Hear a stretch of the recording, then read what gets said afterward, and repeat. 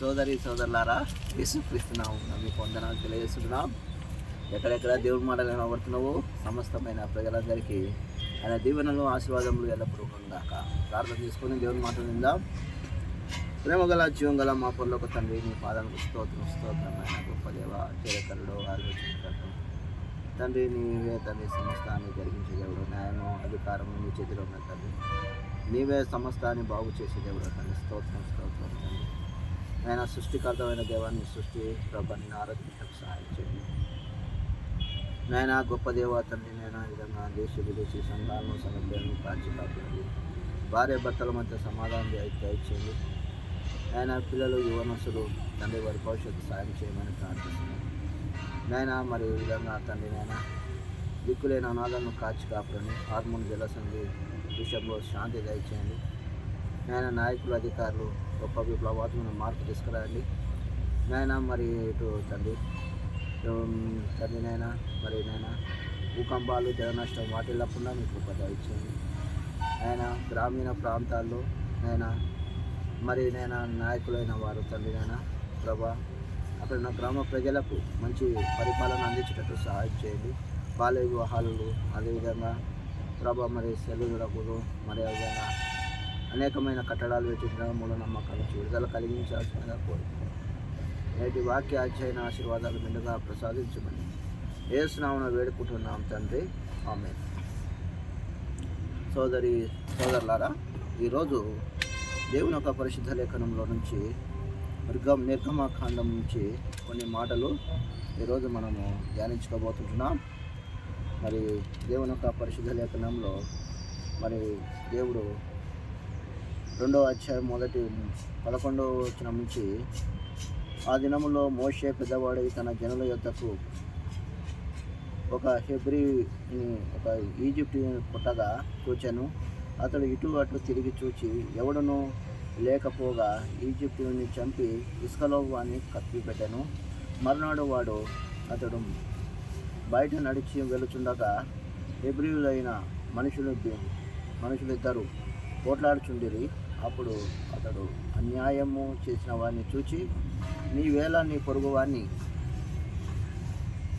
వానితో కొట్టుచున్నావని అడుగగా, అతడు, మా మీద నిన్ను అధికారిగాను తీర్పరిగాను నియమించిన వాడెవడు? నీవు నిన్న ఈజిప్టుని చంపినట్లుగా నన్ను చంపవలని ఆలోచించుకుంటున్నావా అనెను. అందుకు మోషే, నిశ్చయముగా ఈ సంగతి బయలుపడననుకొని భయపడెను. ఫరో ఆ సంగతి మోషే చంపవని చూచెను, కానీ ఫరో ఎదుట నుండి పారిపోయి మిద్యాను దేశంలో నిలిచిపోయాను, ఒక బావి వద్ద కూర్చున్నాను. మరి సోదరులారా, ఇక్కడ మరి మోషే గురించి కొన్ని మాటలు చూస్తూ ఉంటున్నాం పరిశుద్ధ లేఖనంలో. మరి ప్రభు అయిన యేసుక్రీస్తు వారు ఈ గొప్ప కార్యాలు మరి మన జీవితంలో మరి ఈ విధంగా ఈ అమలు తేబోతుంటున్నాడో మనం చూస్తుంటున్నాం.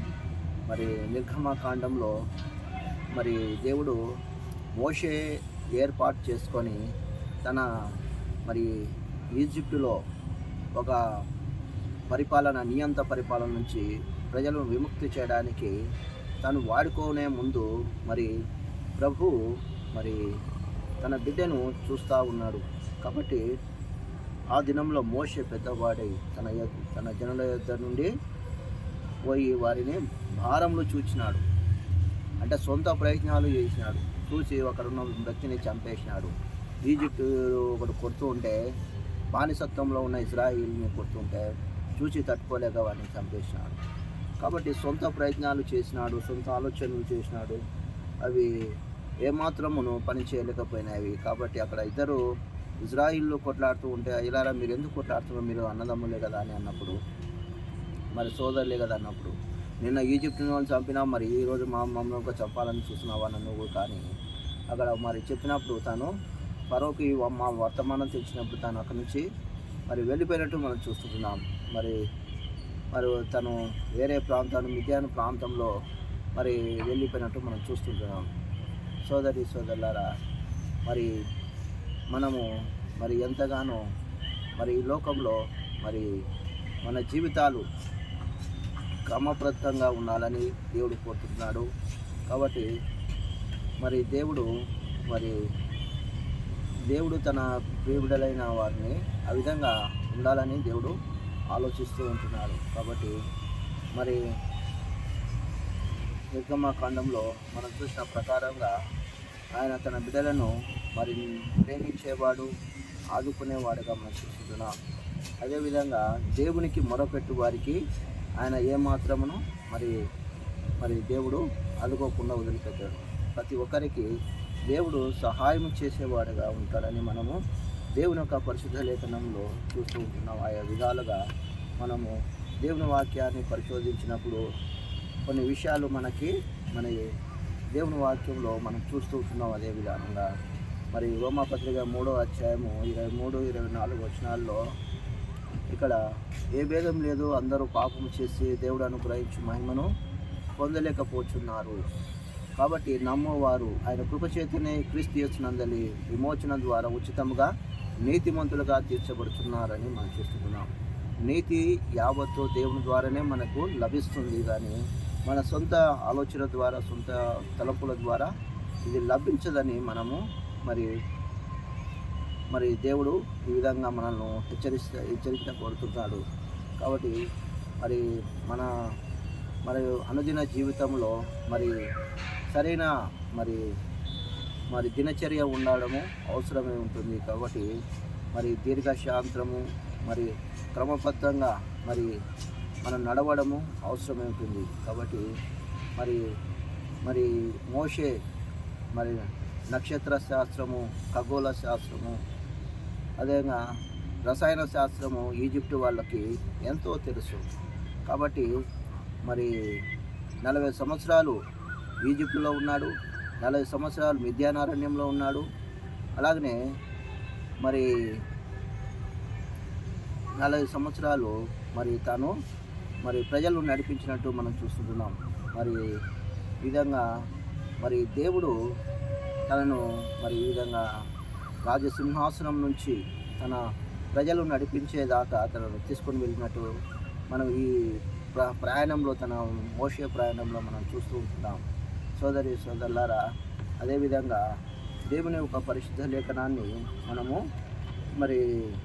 ప్రభు చెప్పిన మాటలను మనము గమనించుకున్నట్లయితే ఆయన మనల్ని ఏ విధమైన జీవితం మనకు ఉండాలని దేవుడు ఆశిస్తుంటున్నాడు, ఏ విధమైన జీవితం ఉంటే దేవునికి ఇష్టమో చూసినట్లయితే 15వ అధ్యాయం యోహాను సువార్త 25వ వచనంలో, అయితే నిన్న నిర్హేతుకంగా ద్వేషించారు అని వారి ధర్మశాస్త్రంలో రాయబడిన వాక్యము నెరవేరినట్లు ఇలాగూ జరిగాను.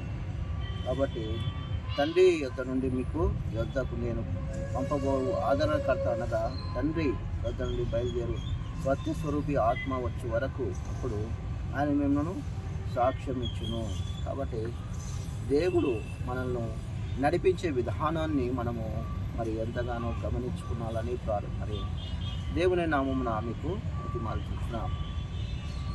సోదరులారా, నిర్గమకాండంలో మోషే తన ఏ విధమైన తీర్మానము, ఏ విధమైన ఆలోచనలు సొంతగా తాను నిర్ణయాలు తీసుకున్నప్పుడు ఎన్నో ఆటంకాలు, ఎన్నో ఇబ్బందులు జరిగినట్టు చూస్తున్నాం.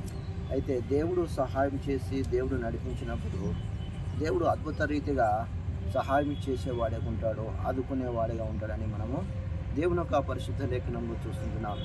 అదే రోమాపత్రిక 7వ అధ్యాయము 18వ వచనంలో గమనించుకున్నట్లయితే 7వ అధ్యాయం 18వ వచనంలో, నా యందు అనగా నా శరీరమందు మంచిది ఏదియు నివసింపదని నేను ఎరుగుదును, మేలైనది చేయవలని నా కోరిక నాకు కలుగుచున్నది, కానీ దాన్ని చేయుటకు నాకు కలుగుట లేదు. కాబట్టి మేలైనది చేయాలనే కోరిక నాకుంది, కానీ దాన్ని చేయడానికి నాకు ఇష్టపడడం లేదు.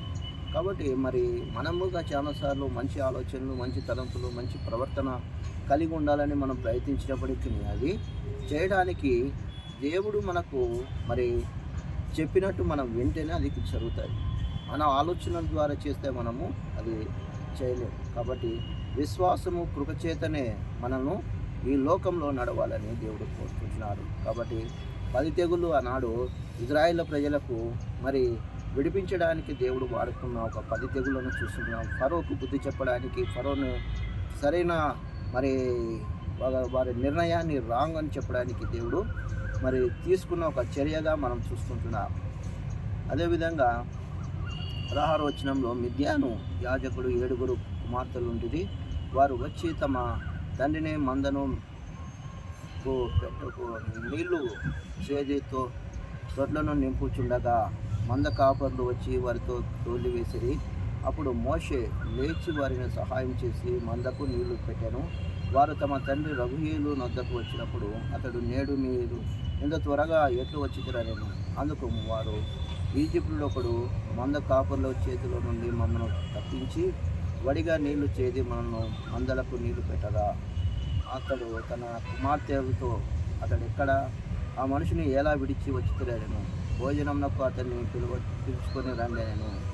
మోషే ఆ మనుషులతో నివసించుటకు సమ్మతించెను. అతడు తన కుమార్తె అయిన సిపోరను మోషేకిచ్చెను. ఆమె ఒక కుమారుని కనినప్పుడు మోషే, నేను అన్య దేశములో పరదేశినై ఉంటుంది అనుకొని వానికి గెర్షోము అను పేరు పెట్టాను. గెర్షోము అను మాటకు మరి ప్రసిద్ధి అని చూస్తున్నాం. కాబట్టి మరి ఎంతో మరి పెద్ద కుమారుని విషయమే మరి చూస్తున్నాం. తనకు మరి అదేవిధంగా తను మరి మందకు నీళ్లు పెట్టినాడు. మరి మామ ఇత్రో తనకు మరి ఈ విధంగా సహాయం చేస్తూ మరి వారు తండ్రి రఘుయేలు యొద్దకు వెళ్ళినప్పుడు, నేడు మీరు ఇంత త్వరగా ఎట్లు వచ్చితే అన్నప్పుడు వారికి మరి సహాయం చేసినట్టు కుమార్తెలు చెప్తే ఆయన మరి కుమార్తెలను చెప్పిన మాట ప్రకారం తన ఎవరైతే సహాయం చేసిన తోడుకొని రాపన్నప్పుడు వారు తోడుకొని వచ్చారు. ఈ విధంగా తను మరి వారి కుమారుని వారి కుమార్తెలు ఇచ్చి వివాహం చేసినట్టు మనం చూస్తుంటున్నాం. కాబట్టి మరి ఇక్కడ సిపోరాను ఇచ్చి పెళ్లి చేసినట్టు చూస్తున్నాం. కాబట్టి సిపోరా అనే మాటకు పిచ్చుక, ఈమె కోకిల కాదు, అదేవిధంగా ఈమె హంస కాదు, ఈమె పిచ్చుక. కాబట్టి మరి ఇక్కడ పిచ్చుక అనే మాటను మరి సిపోరా విషయంలో చూస్తున్నాం. కాబట్టి బానిసత్వంలో నుండి మరి ఎంతో మగ్గిపోయిన వారిని ప్రభు తన ప్రజలను విడిపించడానికి గొప్ప కార్యము చేయబోతున్నాడు, ఆశ్చర్య కార్యము చేయబోతున్నట్టు మనం చూస్తున్నాం. అలాగే మరి మళ్ళీ 23వ వచనంలో, అలాగూ అనేక దినములు జరిగిన తర్వాత ఈజిప్టు రాజు చనిపోయాను. ఇశ్రాయేలీయులు తాము చేసిన వెట్టి పనులను బట్టి నిట్టూర్పులు విడుచుచు మొరపెట్టినప్పుడు ఉండగా తమ వెట్టి పనులను బట్టి వారు పెట్టిన మొరను దేవుని యొద్దకు చేరెను. కాగా దేవుడు వారి మూలుగులను విని అబ్రహాము, ఇస్సాకు, యాకోబుతో తాను చేసిన నిబంధనను జ్ఞాపకం చేసుకునేను. దేవుడు ఇశ్రాయేలును చూచెను, దేవుడు వారి మధ్య లక్ష్యం ఉంచెను. కాబట్టి అబ్రహాము, ఇస్సాకును మరి వారి ప్రభు జ్ఞాపకం చేసుకొని వారు పెట్టిన మొరను విని లక్ష్యం ఉంచినట్టు మనం చూస్తున్నాం. కాబట్టి దేవుడు మర్చిపోయాడా, మనల్ని విడిచిపోయాడా, ఇక దేవునికి మనం జ్ఞాపకం ఉన్నామా అని చాలాసార్లు మనం సనుగుతుంటాం, బాధపడుతుంటాం. అందుకోసమే నాకు మొరపెట్టుము, నీకు ఉత్తరం ఇచ్చేదను అని బైబిల్లో ఉంది. చాలాసార్లు దేవుని మాటలు మనము ఏదో తమాషకు తీసుకుంటాం, కానీ దేవుడు ఏదైతే చెప్తాడో ఖచ్చితంగా చేస్తాడు. నమ్మువానికి సమస్తము సాధ్యమైనట్టు దేవుడు చేసేవాడు ఉంటాడు. కాబట్టి సోదరులారా, నిన్న దినంగా ఒక గ్రామానికి వెళ్ళినప్పుడు అక్కడ మరి పక్షవాతంతో బాధపడుతున్న ఒక వ్యక్తిని మేము చూసాము. తన గురించి మరి అక్కడున్న మరి సహోదరులు ప్రార్థన చేశారు. కాబట్టి నమ్ముట నీ వలన అయితే నమ్మవానికి సమస్తము సాధ్యమని మనం చూస్తున్నాం. నమ్మాలి. కాబట్టి ఇక టీచింగ్, ప్రీచింగ్, దేవుడు ఏదైనా చేయగలడు. కథ మొత్తం మార్చే శక్తి దేవునికి ఉంది. కాబట్టి సువార్త చేయవారి పాదములు పర్వతముల మీద ఎంతో సుందరములని మనం వాక్యంలో చూసుకుంటున్నాం. సోదరులారా, మరి అదేవిధంగా మరి మోషే దేవుడు ఏర్పరచుకున్న ఒక వ్యక్తిగా మనము ఒక దైవజనుడిగా మనం చూస్తుంటున్నాం. కాబట్టి మోషే మిద్యాను యాజకుడైన యిత్రో తన మామ మందను మేపుచు ఆ మంద అరణ్యము అవతలకు తోలుకొని పోయి దేవుని పర్వతమైన హోరేబుకు వచ్చెను. ఒక పొద నడిమికి అగ్ని జ్వాలలో యెహోవా దూత అతనికి ప్రత్యక్షమయ్యను. అతడు చూచినప్పుడు అగ్ని వలన ఆ పొద మండుచూ ఉండేను, కానీ పొద కాలిపోలేదు. అప్పుడు మోషే, ఆ పొద ఎలా కాలిపోలేదు? నేను ఆ తట్టు వెళ్ళి ఆ గొప్ప వింతను చూసేదని అనుకున్నాను. దానికి చూచుటకు అతడు ఆ తట్టు వచ్చినప్పుడు యెహోవా చూచెను. నీవు ఆ పొద నడుమ నుండి మోషే, మోషే అని పిలిచెను. అందుకు అతడు, చిత్తము ప్రభువా అనెను. అందుకు ఆయన, దగ్గరికి రావద్దు, నీ పాదముల నుండి నీ చెప్పులు విడుము, నీవు నిలిచి ఉన్న స్థలము పరిశుద్ధము అని చెప్పాను. కాబట్టి నువ్వు నిల్చున్న స్థలం ఏంటిది? పరిశుద్ధమైనది. కాబట్టి నువ్వు పాదంలో ఉన్న చెప్పులు విడువు అని మరి బైబిల్లో మనం చూస్తున్నాం. కాబట్టి దైవ సేవ అనేది దేవుడు మనల్ని పవిత్రించకపోతే, దేవుడు మనల్ని పరిశుద్ధపరచకపోతే, దేవుడు మన పాపము క్షమించకపోతే మనం ఎన్ని ప్రయత్నాలు చేసినా, ఎంత ఊడకం చేసినా వేస్ట్ అయిపోతుంది. కాబట్టి సోదరులారా, ఈ వింత ఎక్కడిదో అని చూడడానికి వెళ్ళినాడు. కాబట్టి అగ్ని మరి మండుతూ ఉన్నట్టు చూస్తున్నాం. తన ప్రజల విషయమే మోషే మండుతూ ఉన్నాడు.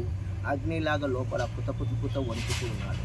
కాబట్టి మనలో కూడా దేవుని యొక్క అగ్ని, దేవుని యొక్క మంట మనలో లేకపోతే మనం దేవుని పని చేయలేం, దేవుని సేవకు మనం పనికిరాం. కాబట్టి సోదరులారా, 4వ అధ్యాయం 3వ అధ్యాయంలో మనం చూసిన ప్రకారము మొదటి వచనంలో మరి ఈ మాటలు మనం గమనించుకోవాలి. కాబట్టి వాక్యం అనేది మన రెండంచుల కట్టుకోం లాంటిది. ఇటు పనిచేస్తుంది, అటు పనిచేస్తుంది. మనము చాలాసార్లు ఇతరులకు చెప్తాం, మన కుటుంబాలకు మనం చెప్పుకోం, మన పిల్లలకు మనం చెప్పుకోం, మనం సరి చేసుకోం, ఇతరులకు బోధిస్తాం, కానీ మనం సరిగా ఉండం. కాబట్టి దీనివల్ల కూడా మనం ఎన్నో నష్టపోతుంటాం, ఎన్నో ఇబ్బందులు ఎదుర్కొంటూ ఉంటాం. కాబట్టి మరి మోషే తన జీవితంలో ముందుగా తన జీవితాన్ని మరి దేవునికి సమర్పిస్తూ, మరి యెహోవా దూత అతనికి ప్రత్యక్షమైన కనుక అతడు చూసినప్పుడు అగ్ని మధ్య ఆ పొద మండుచూ ఉండెను, కాలిపోలేదు. కాబట్టి కాలిపోకుండా ఆ పొద మండినట్టు తన జీవితంలో మరి ఎన్నో అద్భుత కార్యములు, ఆశ్చర్య కార్యములు దేవుడు చేస్తూ వచ్చాడు. దేవుడు ఒక అసాధారణమైన మరి కార్యాలు సుసాధ్యం చేస్తూ వచ్చినట్టు మనము తన జీవితంలో చూస్తూ వస్తున్నాం. సోదరులారా, నమ్ముట నీ వలనైతే నమ్మువానికి సమస్తము సాధ్యమని మనము పరిశుద్ధ లేఖనాల్ని మనం ధ్యానించుకున్నప్పుడు మనకు అర్థమయ్యే విధానంగా ఉంటుంది. కాబట్టి సోదరులారా, మరి దేవుని యొక్క పరిశుద్ధ లేఖనంలో 2 తిమోతి పత్రిక 3వ అధ్యాయం 8వ వచనంలో ఇక్కడ గమనించుకున్నట్టయితే, ఎమ్రే అని వారు మోషేను ఎదిరించినట్లు మీరును చెడిన మనస్సు గల వారై విశ్వాస విషయంలో భ్రష్టులై సత్యమును ఎదిరించుతురు. కాబట్టి విశ్వాస విషయంలో భ్రష్టులై విశ్వాసమును కాపాడుకోవడానికి దేవుడు ఇచ్చినాడు, భ్రష్టుల్లో కావడానికి దేవుడు ఇవ్వలేదు. కాబట్టి అవినీతి, అక్రమాలు మరి మంచిది కాదు. దేవుని పిల్లలమే, కానీ మనం చేసే ప్రవర్తన, మనం చేసే పనుల వల్ల ఇతరులు మనల్ని గమనిస్తుంటారు, దేవుడు గమనిస్తున్నారు. కాబట్టి మనము ప్రతిదీ మరి సరిగా చేయాలని దేవుడు కోరుకుంటాడు. మోషే మిద్యానులో ఏ విధంగా తనను పిలిచాడో, నన్ను కూడా దేవుడు పిలిచినాడు. నన్ను కూడా దేవుడు తన ప్రజలైన వారిని మరి ఏ విధంగా మరి రక్షించాలో విధానాన్ని దేవుడు నేర్పినప్పుడు మనము దాని ప్రకారంగా మనం నడవాలి, దాని ప్రకారంగా మనం జీవించాలి. మన జీవితాలు పవిత్రమే ఉండాలి, పరిశుద్ధమే ఉండాలి. కాబట్టి మనము మోషే అరణ్యంలో మరి ఎన్నో ఎదుర్కొన్నాడు. అచ్చోనే అచ్చా కహా, బురోనే బురా కహా, కిస్కు కిత్నా సమజ్మే ఉత్నా కహా. అంటే మంచి వాళ్ళు మంచిగా అర్థం చేసుకున్నారు, చెడ్డ వాళ్ళు చెడ్డగా అర్థం చేసుకున్నారు.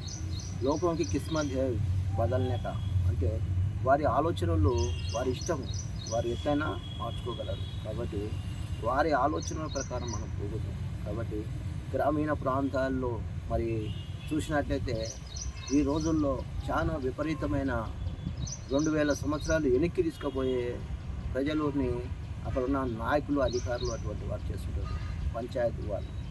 కాబట్టి చదువు నేర్పించాలా, వారికి మంచి వస్త్రాలు, మంచి మరి పుస్తకాలు ఇచ్చి వారిని ఉన్నత స్థానానికి తెచ్చేది పోయి వారిని బాల్య వివాహాలు చేసి వారిని మూఢనమ్మకాలతో నడిపించేవారు ఉంటున్నారు. కాబట్టి గ్రామీణ ప్రాంతాల్లో మరి మనకి ప్రభుత్వము ఏదైతే స్కీములు ఇస్తుందో అది చెప్పేది పోయి ఆ స్కీములు పక్కన పెట్టి వీరి ఆలోచనలు మొదలు పెడతారు. ఇది చేస్తేనే మీరు ఈ గ్రామంలో ఉండొచ్చు, ఇది చేస్తేనే మీరు గ్రామం నుంచి వెలువైపడతారు అని వారిని బాధ పెడుతూ ఉంటారు. సోదరులారా, చాలా గ్రామాల్లో ఇప్పటికీ చర్చిలు లేని గ్రామాలు ఎన్నో ఉన్నాయి. ఇప్పటికీ చదువు లేని గ్రామాలు ఎన్నో ఉన్నాయి. ఇప్పుడు దేవుడు తెలియని గ్రామాలు ఎన్నో ఉన్నాయి. సోదరులారా, కొన్ని గ్రామాలకు వెళ్ళి మనం అడిగినప్పుడు, అయ్యా చెడిపోయేవారు చెడిపోని, ఎవరు వారిని పట్టుకుంటారు అంటున్నారు. కాబట్టి మంచి చెప్పాలనే ఆలోచన కూడా వారికి రావడం లేదు కొంతమందికి. కాబట్టి మంచి చేయాలి అనేది మనము ఒకరి నుంచి ప్రారంభిస్తేనే అది చివరి వరకు మంచిగా ముగింపుకు వస్తుంది. కాబట్టి మరి ఒక బీడీలు, సిగరెట్లు, ఒక గుట్కా, అదేవిధంగా మరి మందు, విందు, చిందు 24 గంటలు నడుస్తుంది. కానీ దేవుని మాటలు, దేవుని కొన్ని మంచి మాటలు ప్రజలు వినడానికి ఎందుకు ఆసక్తి చూపిస్తారు. కొంతమంది ఐ కాంట్ బిలీవ్ ఇట్ అనొచ్చు, కానీ కొంతమంది అయినా దేవుని మాటలు వినడానికి వారు ఆసక్తి చూపించేవారు, ఇంకా మంచి మాటలు వినడానికి ఆసక్తి చూపించేవారు. కాబట్టి మీరు వెళ్ళి విత్తనాలు వెయ్యండి, మీరు వెళ్ళి చెప్పండి అని ప్రభు చెప్తున్నాడు. కాబట్టి చెప్పినప్పుడు వారు వినేవారుగా ఉంటారు, రక్షణ పొందేవారుగా ఉంటారు. కాబట్టి సోదరుడా, సోదరి, యేసుక్రీస్తును సొంత రక్షకునిగా, స్వకీయ రక్షకునిగాను ఎరుగుదవా? ఇదే మిక్కిలి అనుకూల సమయము, నేడే రక్షణ దినం. ప్రార్థన చేసుకుందాం. ప్రేమగల జీవంగల తండ్రి, స్తోత్రం నాయన. ఈ మాటలు ఈ ప్రజలకు వినిపించా, వాటి రక్షణ కార్యం జరిగించే దేవుడు నీవే అని నేను స్తుతిస్తూ కనపరుస్తాను. మా హృదయాల్లో నీ వాక్యమును మండుతూ ఉన్నందుకు స్తోత్రం చెల్లిస్తాను. రాబోయే దినాల్లో మేము మా కుటుంబాలతో నేను సేవించినట్టు సహాయం చేయండి. రాబోయే దినాల్లో మీ సాక్షులకు మేము జీవించినట్టు సహాయం చేయండి. నేను నీ ప్రజలకు తండ్రి అనేకులు నీ సాక్షులుగా జీవించినట్టు వారి కుటుంబాలను దీవించాలని ప్రార్థిస్తున్నాను. ప్రభా, तेरे बंदे तुझे छूना चाहते हैं प्रभु, సహాయం చేయండి. నీ కృపను, నీ సహాయం కోరుకుంటూ శత్రుకార్యం అయిపోవచ్చుమని యేసునామమున ప్రార్థిస్తున్నాం తండ్రి, ఆమేన్. మన పరమ తండ్రి యొక్క ప్రేమ, పరిశుద్ధాత్మ యొక్క అన్యోన్య సహవాసము ఇప్పుడు ఎల్లప్పుడూ సదాకాలము తోడై ఉండును గాక. ఆమేన్. అందరికీ ప్రైజ్ లార్డ్.